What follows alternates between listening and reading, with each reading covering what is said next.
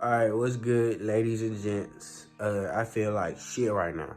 I ain't got COVID, you got runny nose, so I feel like shit.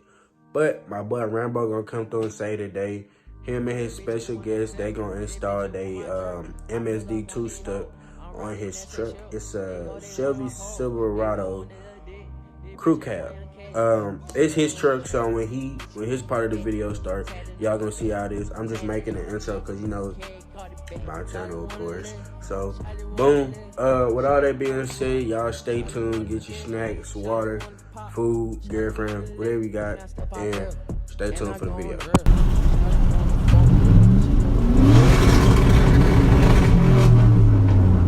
This video off with my pay. Who else can say that their girlfriend gifted them a two-step, especially on the Silverado? So I got myself a 1500 Chevy Silverado here with the Gen 5 edition. 5.3 V8 here. I don't have the cover on, so it looks a little odd. I'm sitting here on a 5.9 drop. Got my bed done, and basically I got myself an MSD two-step. I'm going to show you guys how I run it through on this 5.3 engine here, because I've looked on YouTube and I have not seen any videos on these type Silverados. I have with the engine, but not the Silverado. Just in case anybody's wondering, I got myself a intake tune. Let's see here. I got myself a rebuilt transmission. We got a rebuilt diff, 373 gears, and now we got this two-step added onto it. So basically right here, as you know, if you know anything about the two-step runs with, I guess it's got the white and blue, it's like ground, and then one that goes to a 12 volt. So I'm running the 12 volt right now, blue wire. It's not really necessary to use that if you don't know that.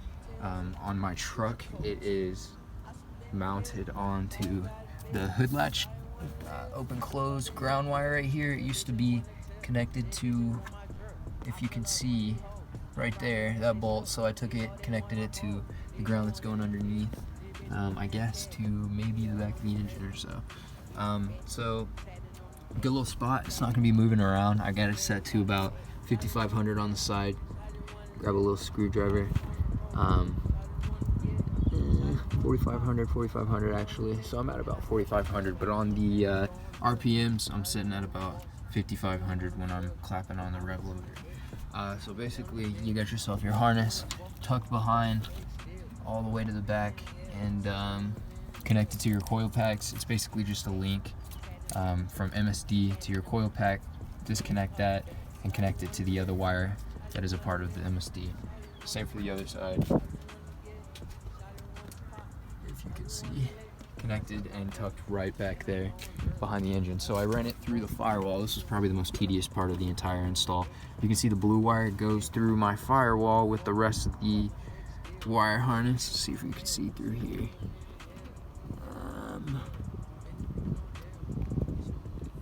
No, you can't, kinda. So there you go. So it's kind of running through the back, metal on wire. Hopefully that doesn't pinch in the near future, but that was about the easiest way because I couldn't get through the boot. Running through the firewall, took apart the dash underneath here. Got myself two different buttons. This one right here is the hold, if I want to hold it. Ended up getting rid of that because I want to be able to flip it on whenever I want, turn it off. Just real cheap, any auto parts store or even Home Depot. This one's specifically from Home Depot auto parts store. So I connected them from the back. They got a two-prong here, which is I guess a ground and then whatever you're trying to power. So the power obviously is going to the top, which is the MSD, connected to, if you remember earlier, I was talking about how I use the blue wire, which is connected to a 12 volt. That is a inline fuse that I got from the auto parts store with a 20 volt fuse in there just for safety, connected to the MSD and then to the button on the top. On the bottom, obviously ground, which is real simple. When you take apart the dash, there's unpainted metal and stuff in there that you're able to wire up to it. So there you go. That's actually real simple if you look at it in that aspect. You got to kind of take apart the dash and get it through the firewall. That's about the most, like I was saying, tedious part of the entire project, but definitely well worth the money.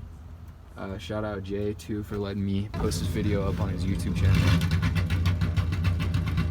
But just in case anybody's trying to get some help, there you go on these 1500 Silverado editions.